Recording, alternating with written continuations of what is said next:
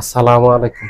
জগন্নাথ বিশ্ববিদ্যালয় যে বার্তা দিল বিএনপিকে, যে কঠিন বার্তা দিয়েছে বিএনপির জন্য এটা খুবই কঠিন একটা বার্তা। শেষ জগন্নাথ বিশ্ববিদ্যালয়ে এই ফলাফল, যেখানে ছাত্রদলের চরম ভরাডুবি ঘটেছে। খুবই ভয়াবহভাবে হেরেছে ছাত্রদল, যেটা কেউ ভাবেনি। ছাত্রদলের এই ধরনের ফলাফল অতীতে কখনোই দেখা যায়নি।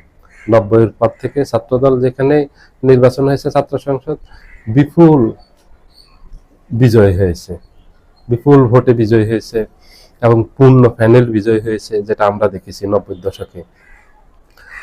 24-এর 5 আগস্টের পর ছাত্রদলের কি এমন হলো, বিএনপির এমন কি হলো যে বিএনপির একের পর এক একটা বিশ্ববিদ্যালয় চরম পরাজিত হচ্ছে, চরমভাবে ভরাডুবি হচ্ছে। বিএনপির একেবারে লজ্জাজনক পরাজয় এগুলির বলে। কারণ ঢাকা বিশ্ববিদ্যালয়ের মতো একটা বিশ্ববিদ্যালয় যেখানে বিএনপি রাজত্ব ছিল, সেখানে বিএনপি ছাত্রদল একটা সিটও পায়নি।